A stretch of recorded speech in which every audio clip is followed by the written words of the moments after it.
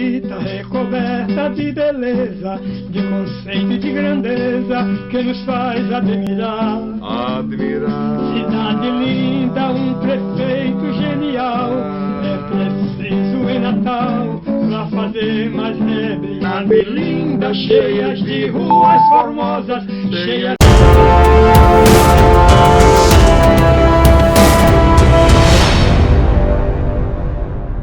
Olá pessoal, meu nome é Roberto Monte e hoje vamos dar prosseguimento a toda essa série relacionada à história do SAR, o Serviço de Assistência Rural, que é ligado à Arquidiocese de Natal e foi uma parte integrante do Movimento de Natal, né? O Movimento de Natal, podemos dizer que meados dos anos 40, aconteceu que em Natal a Semana de Estudos Sociais. Natal estava em plena guerra, né? A cidade cresceu demais, né? E a igreja, em função dessas novas mazelas, né? Criança de rua, prostituição, que a cidade explodiu, né? Então, nesse momento é pensado também a Escola de Serviço Social pelo Padre Monte, né? Então, eu estou falando de 44, né? Quando chega 5 anos depois, é criado o SAR, o Serviço de Assistência Rural, em 1949. Em 2019, o SAR acaba fazendo 70 anos. E foi feito assim as mais diversas gravações, e é em cima desse roteiro de cerca de 14 programas, com mais de... Tem programas aqui nossos que vai ter mais de uma pessoa. Hoje nós vamos enfatizar uma pessoa que viveu muito também as coisas relacionadas ao SAR. É o nosso companheiro Salinésio, né? Hoje o diácono Salinésio, né? Então o Salinésio vai dar hoje a sua opinião, né? O seu depoimento sobre a questão do SAR e aquilo que tudo que circunda o SAR, né? O Movimento Natal, a Igreja Católica, os movimentos de base, né? As comunidades de base, né? Ou seja, a igreja mais ligado à questão dos empobrecidos. Com vocês, o companheiro, o diácono Salinésio. Salinésio de Oliveira Santos, hoje, o BC da Santa Igreja Diácono, mas já no fim de carreira, completando 74 anos na próxima terça-feira, na festa da Transfiguração do Senhor. Isso já é graça das graças, né? E minha vida toda foi ligada aos trabalhos das comunidades, pelas vias dos sindicatos rurais, quando foi criada a Federação dos Trabalhadores na Agricultura do Estado do Rio Grande do Norte. Depois passei para o Movimento da Educação de Base, uma experiência que Dom Eugênio trouxe da Colômbia, e depois também prestei serviço, fui coordenador por quase 2 anos da equipe técnica do SAR. Como saiu o MEB, eram irmãos gêmeos, né? Então, minha experiência de trabalho se fundamentou muito nesses campos aí. Depois saí, fui para a área do Serviço Público Estadual, caí de novo numa coisa chamada Secretaria de Trabalho e Bem-Estar Social. E bem-estar não tinha muita coisa, mas era um trabalho social que se desenvolvia em todo o Rio Grande do Norte. Então, hoje estou aqui em Nova Parnamirim, né? Não estou encostado, né? Mas não estou mais em atividade, alguns problemas de saúde, outros problemas que a vida vai reservando para a gente, mas estou vivo e acredito que ainda posso contribuir com alguma coisa na história da vida. Pode bastante. Primeiro eu queria que o senhor falasse um pouquinho como é que era antes do senhor entrar. Assim, o senhor era ligado à igreja, e como é que vem o convite para você começar a participar desse mundo todo? Muito bem.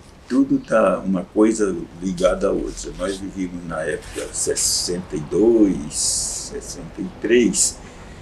Eu chego em Natal, vim do interior e me engajo logo, vou morar nas Rocas, um bairro popular, operário. E nas Rocas tinha um movimento da Igreja Católica chamado Juventude Operária Católica. E aí eu, como jovem, naquela época, entrei nesse grupo da Juventude Operária Católica e todos os domingos, pela manhã, bem cedo, a gente tinha missa lá no Centro Social Nossa Senhora de Fátima, que era celebrada pelo padre Nivaldo Monte.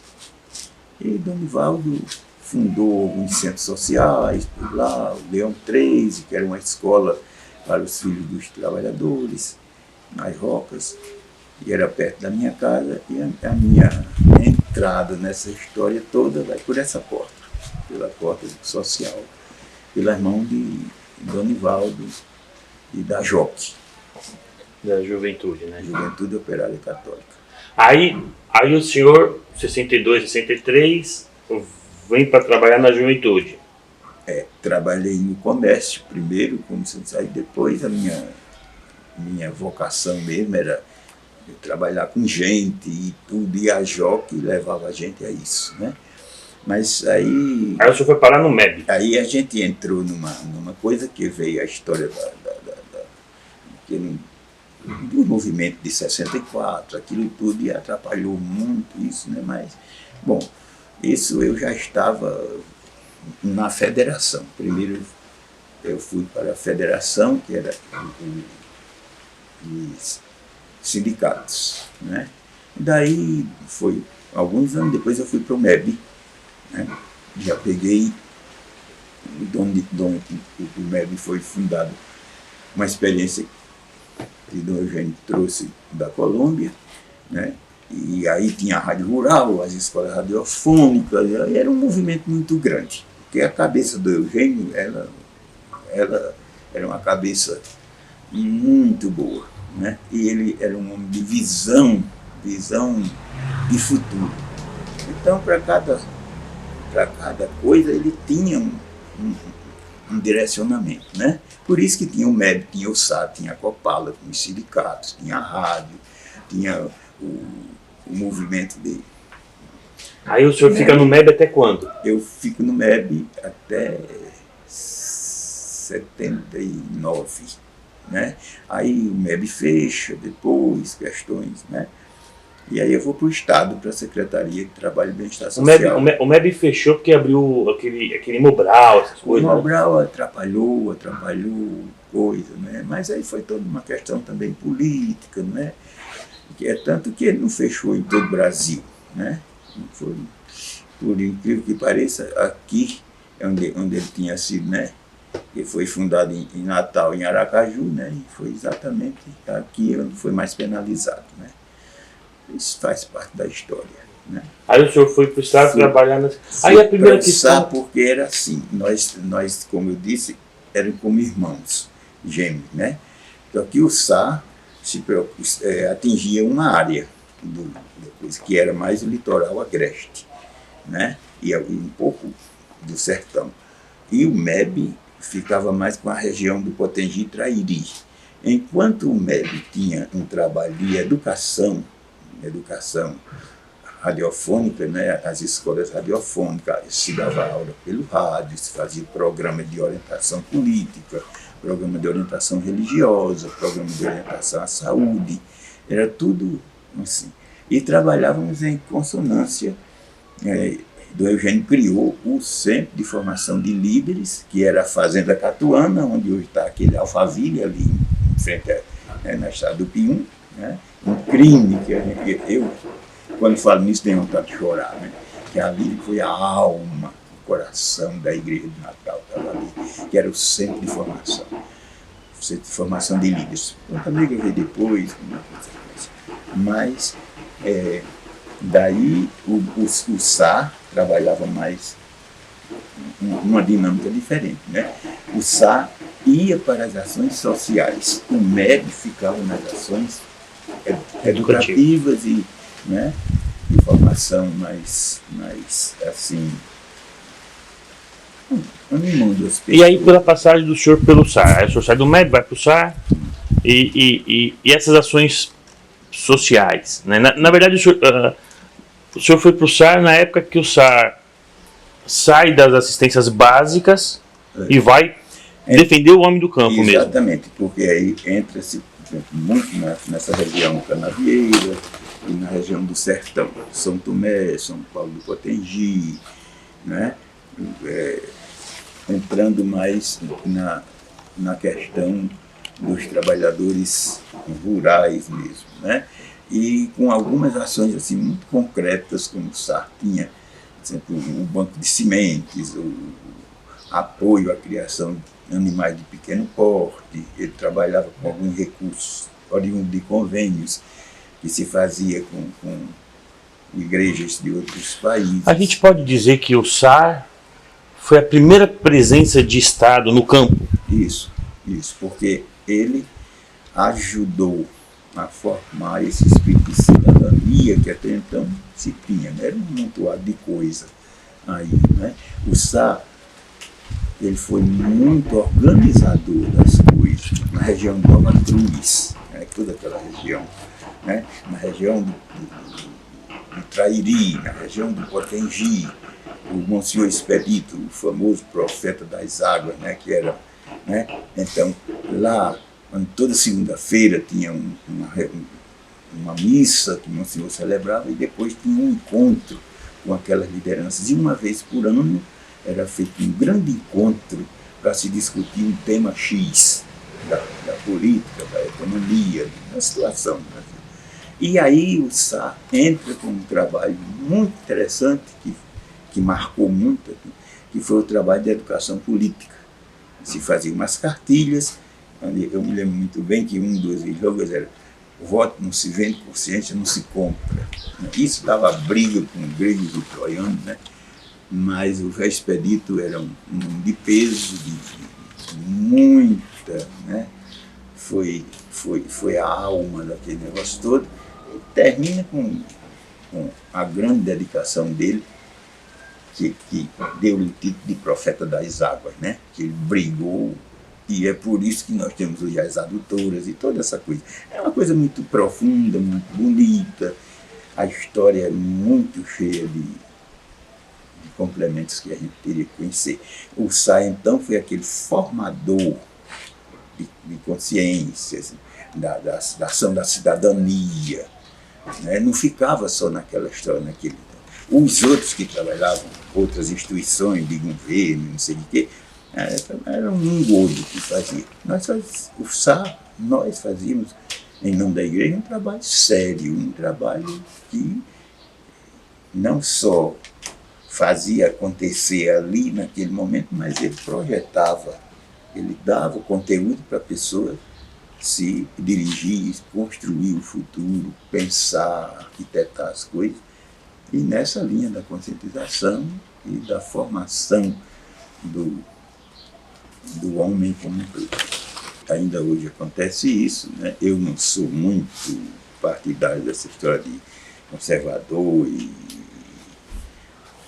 progressista e tal, sabe? Mas acho que era uma questão das consciências. As pessoas não tinham consciência daquilo, não eram formadas para aquilo. Quem despertava para o social, né? Então, não quero dizer que a gente tinha que abandonar o religioso, mas olha, você não podia ficar pregando uma coisa tipo dizer, não, os de Deus são os que mais sofrem, quem sofre nesse mundo vai ser beneficiado no outro. Essa história não traduzia a essência do cristianismo, né?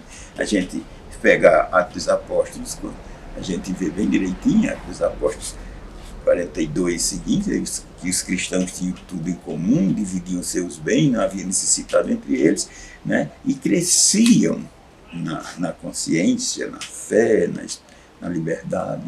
Então, não cabia um discurso desse tipo. Como ainda hoje nós vemos assim em alguns setores da igreja, ou alguns eu não diria paróquias, né, que eu não quero entrar nessa dimensão aí, né, mas padres ou diáconos que não despertam para isso, né? Ficam no sacramentalismo, ou no auê, ou sabe? Nada contra as histórias das missas de cura e libertação, e tal, mas um show à parte.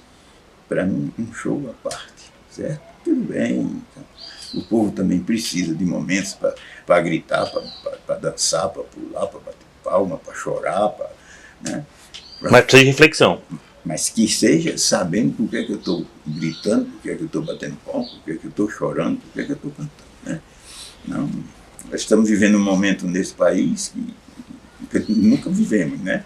Aí eu não quero nem entrar nesse aspecto para não embuluar o negócio aí, mas cada um sabe o que é que está se passando, né? E é uma loucura total essa história aí toda. Mas faz parte, nós estamos na história e como cristão a gente tem que ter uma posição dentro disso. Não pode ficar feito uma bestalhada, né? E o trabalho do Sá passava por aí, do médico passava por aí, né? A ensinar a ler para poder entender, né? Criar aquela sociedade justa, livre, responsável, porém coerente, né? O reino de Deus se faz na porrada mesmo, se faz na luta, se faz buscando soluções imediatas. Pessoal, o que a gente está fazendo chama-se um canal stream no YouTube. E para que o que a gente está fazendo, pessoas vejam, a gente possa disseminar esse tipo de informação, você tem que fazer sua inscrição, né? Clicar em tudo que tem direito, no sino, tá, etc. Porque mais pessoas vão assistir o nosso programa e você vai ter mais informações referente à questão da memória histórica do nosso Estado. Não deixe de fazer a sua inscrição e muito em breve nós vamos começar a ter membros do nosso canal. A gente teve com Severina, com Marineide, com Paulo, com Cícero, com um monte de gente. E todos eles falavam que chegaram sobre a perseguição física, né? Chegaram intimidações, chegaram não só dos religiosos, mas assim, das pessoas que tinham terra, né? Que não queria a presença da igreja nesses cantos, né? Você pega por exemplo, ali em Touros, teve e o pior é que foi assassinado e foi o cara que matou ele foi absolvido, né? Ou seja, as coisas Sebastião lá no Rosado, né? Entende? Que até hoje não foi julgado. Entende? Aí a gente também vê que tinha padres que, né, um padre Murilo, entendendo? Um senhor Expedito, certo? Tantos outros que o senhor particularmente chegou a receber também ameaça? Sim. Nós tínhamos um programa na rádio e certa vez nós tínhamos de dar um treinamento de educação política na região de Santo Antônio e lá tinha uns proprietários que não gostavam. Quando a gente ia, dizia os comunistas chegaram. Quem quisesse ofender uma pessoa, aí já sabia, tinha chamado comunista, né? Porque comunismo era o cão pintado de amarelo, né? E aí um dos animadores, um dos evangelizadores, chegou para a gente, né, olha, eu estou vindo para esse encontro porque o padre mandou, mas eu estava com medo de vir, porque dizia que era coisa de comunista. Eu queria que o professor que me explicasse o que é comunismo. Aí eu peguei o livro, peguei a Bíblia, abri no Atos dos Apóstolos, 42, e disse, olha, o comunismo começa por aqui. Os cristãos tinham tudo em comum, dividiam seus bens com alegria, ninguém dizia seus os bens que possuíam e tal. E aí fui destacando isso aí e aproveitei para contar a experiência do caldeirão que o Padre Cícero tinha feito lá no Juazeiro, lá no Crato, naquelas terras lá, né? E ele disse, olha, isso é o comunismo. O comunismo é ter tudo em comum, né? O capitalismo, então, é que é essa apropriação, essa acumulação dos bens, a exploração da força do trabalho, é isso, é que tudo quanto o capitalismo faz é para um pequeno grupo que vai se beneficiar, enquanto o outro quer comunizar. A palavra comunista vem daí. Comunizar, tornar a comunidade, tornar comunitário. E é esse o trabalho da gente. Pois bem, isso foi num final de semana, sábado e domingo. Na terça-feira eu estou fazendo o programa na rádio, 5h30 da tarde. O programa era É Hora de Construir o Amanhã. Era esse o programa. Né? E tive que interromper o programa na metade, né? E saí de lá convidado. Né? Eu fui até a sede da Polícia Federal e, por incrível que pareça, a gente fazia um script, né? E o danado do menino, que era o datilógrafo do MEB, chamava-se Divaldo Alves Medeiros Sobrinho, que era irmão de Selma, os companheiros conhecem de Selma, né?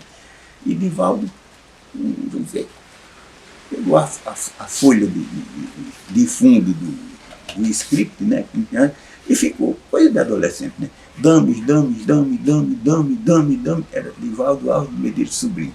Pois bem, eles pegaram esse texto e disseram: esse dames aqui é uma sigla, o senhor vai ter que nos dizer, né? E aí arrocharam mesmo o negócio, né? Porque o programa era um programa de orientação, né?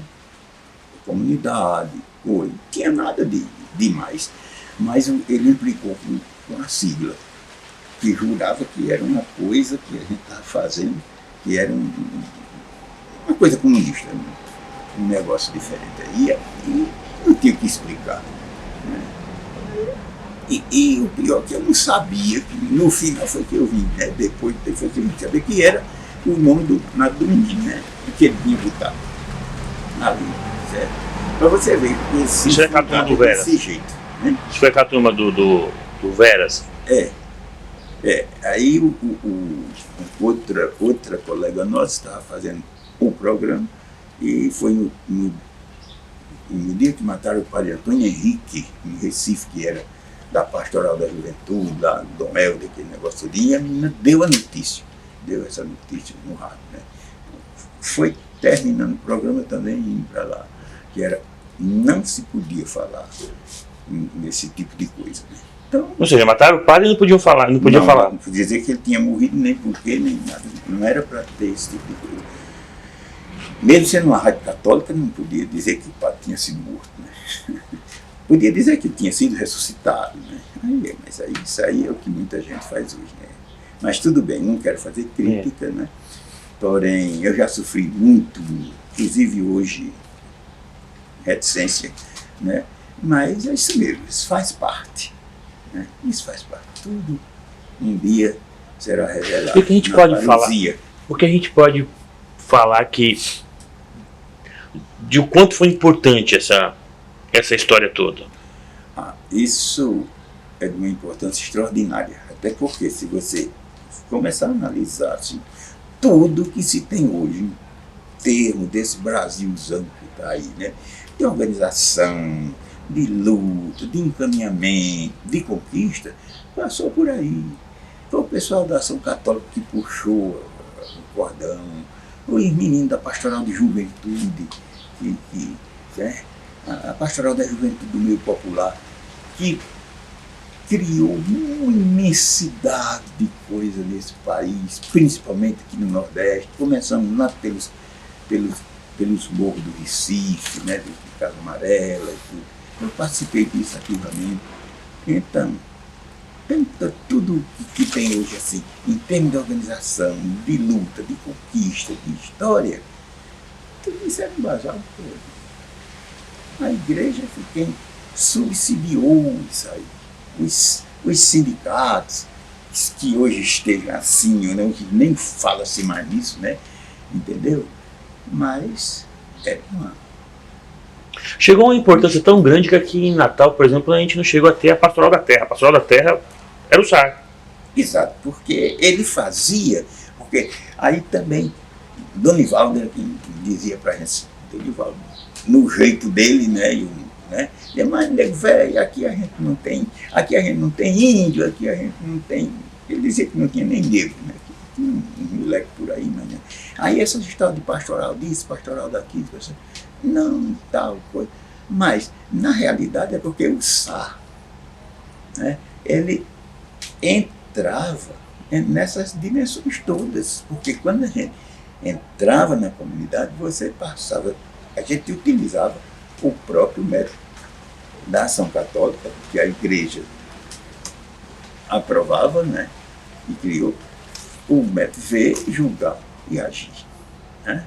Hoje botaram não celebrar, mas era ver, julgar e agir. Você tinha que ver a realidade, fazer o julgamento, ajudar o pessoal a ver o que é que essa realidade está desse jeito e o que é que a gente pode fazer para modificar essa realidade. A ação, ver, julgar e agir. Isso era o feijão com arroz que encontrava. E aí, isso ia depender muitíssimo, né, das pessoas que despertavam, que entendiam, certo? Tinha coisas folclóricas até, né, como tudo valia. O animador da comunidade, ele tinha que estar procurando tudo que desse chance para o pessoal se organizar. Na época houve uma história dos restos mortais de Dom Pedro I, que veio passeando pelo Brasil, e esses restos mortais chegaram aqui. E tinha um dos nossos animadores presente e achou aquilo muito bonito, muito gostoso. Olha, não deu outro, 15 dias depois ele estava fazendo na comunidade dele, né, juntou centenas de pessoas, um caixão, um negócio, botou uma bandeira brasileira em cima e disse que era o resto de Dom Pedro II, que estava chegando na comunidade, Dom Pedro I. E pronto, aí isso foi um acontecimento grande, deu confusão de tudo quanto foi, quando no fim não era nada, porque era o que o Raimundo queria. Raimundo queria era juntar gente e organizar, porque o pessoal precisava se organizar. E se organizar a partir de qualquer coisa que estivesse acontecendo.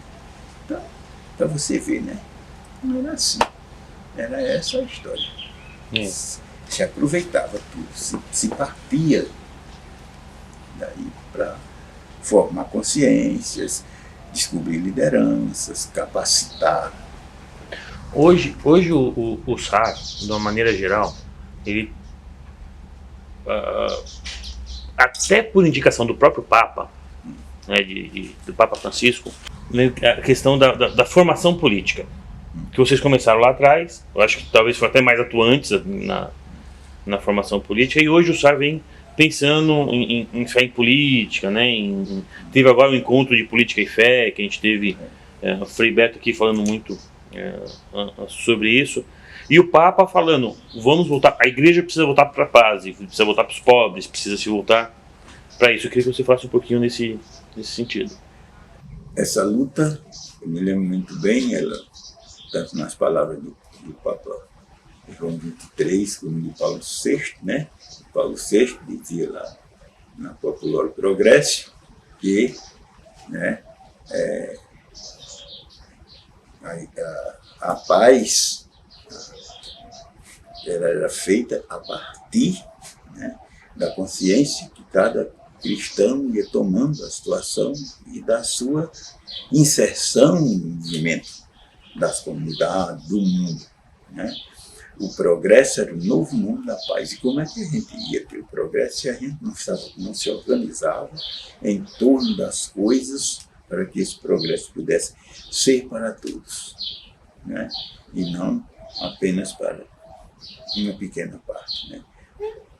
Sempre foi assim, mas a igreja dava essa ênfase a isso aí, e a gente descobria que cada vez que você entrava nessa questão aí, os grandes, os detentores do poder não gostavam, como ainda hoje. Aí, vá se meter a besta para ver o que acontece. É claro que se fala na chamada Revolução de 64, foi muita gente presa, muita gente apanhou, muita gente morreu, muita gente, ninguém sabe mais nem onde é que anda, entendeu? Por quê? Qual era o crime que esse pessoal estava cometendo? construir uma sociedade justa, igualitária, fraterna, onde todos tivessem vez e voz, participassem. Né? E às vezes dentro da própria igreja há contradições, a gente sabe disso, né? Mas não era para ter. Política, trabalho de educação comunitária que se fazia, né? A busca de oportunidade, na visão do Dom Eugênio. O que é que o Dom Eugênio incentivou e ajudou a criação da Copala, Cooperativa dos Produtores Artesanais do Litoral Agreste? Porque era exatamente nessa parte do Agreste que tinha a maior concentração de pessoas pobres e tal, mas que tinha muita coisa, as fibras de coqueiro, de coco, aquilo tudo que foi se transformando em peças artesanais. O agave, que hoje não existe mais, né? Em toda aquela região do Mato Grande, lá. E era esse tipo de coisa que fazia. Quando as pessoas começavam a criar um grupo de produção, eles tinham que se organizar para manter aquele grupo. Então, aquilo, no pensamento da igreja, no pensamento da gente, era um trabalho de evangelização. Era um trabalho de promoção humana. Você estava se organizando, criando seu... Não era só o sindicato, não era só a escola, não era só... Mas o próprio artesanato dava isso. Então, assim como outras coisas. E a Igreja de Natal foi expandindo essa ideia, foi se internacionalizando a partir disso daí. Por isso que o próprio Dom Eugênio, depois feito cardeal, eleito cardeal, escolhido, foi uma pessoa muito importante lá no Vaticano, dentro de toda a estrutura, porque ele não estava ali apenas porque era cardeal, mas ele tinha todo um passado, tinha toda uma história, todo um respaldo, né, que ele o credenciava. Ele era a figura, né, palpável de tudo aquilo que a igreja sonhava em acontecer. Né? Até quando uma piadinha assim, né, que disse que o Papa sabia que Dom Eugênio estava lá, porque ele levava o mamão de Nisa Floresta. Aí quando tinha mamão no café do Papa, mamão papaya, o Papa dizia, o cardeal está aqui. Pronto, era Dom Eugênio. Então, isso é uma coisa que a gente... Parece que não tem nada uma coisa com outra, mas a Igreja de Natal, ela se personalizou, ela se fortaleceu e ela deu uma contribuição muito grande, muito especial a partir daí. Tudo na dinâmica da história, né, como nós aprendemos a fazer, tem um momento que a gente vai parando e analisando e avaliando o que é que a gente fez, né? O que é que se fez? O que é que gerou isso? Quando eu me lembro que em Pendências, Dom Jaime, que é nosso arcebispo hoje, foi vigário, tinha uma professora, né, chamada Dodora, que saía todos os dias de Pendências para Macau, depois de Pendências para Mossoró, para fazer uma faculdade. Ela que tinha sido aluna das escolas radiofônicas. Aí eu via que naquela atitude dela, naquela ação de Dodora, né, estava o somatório de tudo quanto todas as pessoas envolvidas no trabalho da igreja faziam, que foi despertar nela, ajudar ela a descobrir, né, que ela tinha capacidade, que ela... E fez um trabalho hoje, toda a cidade e toda aquela região acolá do Vale, né, conhece essa história de Dodora, né, ela já está na eternidade, mas deixou o seu legado aí. Então, para mim, a essência da coisa está aí. A gente vai fazendo, a gente não sabe em que é que vai terminar, mas a gente vai fazendo, sabendo que a gente tem uma direção certa, que a gente tem um foco naquilo que está, e embasado naquilo que não é do nada que a gente está fazendo, né? Os profetas da base, lá naquela região de Macau, os animadores de comunidade que o médico trabalhou tanto tempo, um exemplo, por exemplo, na comunidade de Pitangui, que foi a primeira vez com o Padre Tiago, e aí tanta coisa. Pode ser que nesses 70 anos, assim, a gente pare e diz, mas o que é que a gente fez mesmo, né? Aí a gente não vai contar quantas cisternas foram feitas, quantos centros sociais, né? Certamente isso tem um valor. Quantas estradas, quantos rádios foram distribuídos, né? Mas quantos sindicatos a gente ajudou a fundar, né? Mas quantas pessoas se capacitaram, descobriram, tiveram uma visão de mundo diferente e hoje estão aí, né? Influenciando nas mais diversas camadas da sociedade. E por isso que o trabalho tem que continuar nessa dimensão, despertando consciências, né? Não é que a gente vá dar consciência a ninguém, né?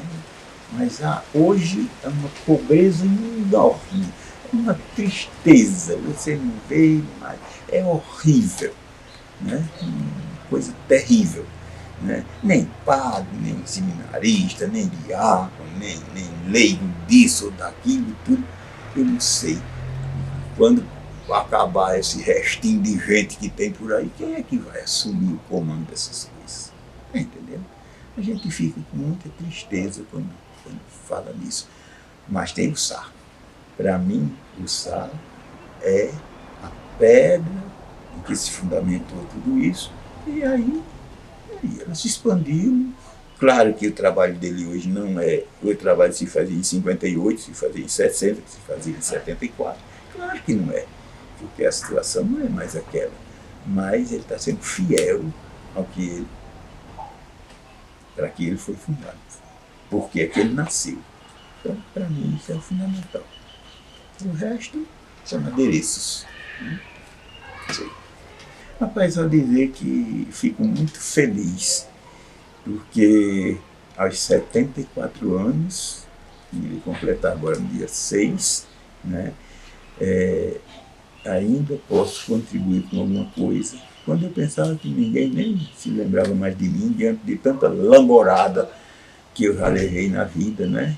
Com todos os meus erros, com todos os meus desacertos, com todas as minhas fraquezas e contradições, mas eu fiz parte dessa história. E não fiz, estou fazendo. A prova é que está aí. Muito obrigado, fico feliz. Esse é o capital que eu juntei. Não tenho ouro nem prata. O que eu tenho é para todos nós. Valeu a pena tudo isso? Valeu a pena. E vai continuar valendo para aqueles que tiverem a audácia, né, de continuar pesquisando, discutindo, se matando, se comprometendo. Os tempos são outros, são os instrumentos também. A gente não vai usar a mesma coisa, né? Deus nos livre, eu não quero nem citar nome das desgraças que estão por aí, né? Mas não estamos mais na era dos militares, eu acho que agora é dos doidos, sei lá. Mas tá bom, né? Então, diz que o remédio para um doido é outro no rastro dele. Vamos ver o que é que dá. Bem, pessoal, acabamos do final de 2021, lançamos o livro Campo de Concentração no RN. Porque ligado à nossa pós-TV VHNet, nós criamos a editora Potiguariana, né? Potiguariana, que nome é esse? Potiguariana. Se existe brasiliana, por que não tem potiguariana, né? O que vem depois desse aqui é um livro muito, muito interessante, né? Nós agora, no dia 25 de março de 2022, são os 100 anos do Partido Comunista Brasileiro. Então, por isso, vocês vão ver aqui a imagem, né, vamos lançar a biografia, né, as memórias inéditas do médico Vulpiano Cavalcante, né, chamado Memórias de um Médico do Povo. Onde comprar? entre em contato conosco, que a gente está fazendo as vendas antecipadas. E tanto esse livro quanto o de Vulpiano, você tem 3 lugares para comprar. Você pode procurar a Cooperativa Cultural Universitária lá na UFRN, no setor lá, naquele setor de convivência, né? Você pode procurar a livraria Manimbu, que fica por trás ali da Fundação José Augusto, e pode entrar também em contato conosco, está tudo aqui embaixo no que eu estou falando. Semana que vem tem mais a história do Serviço de Assistência Rural aqui no estado do Rio Grande do Norte, da Igreja Católica e do Movimento Natal.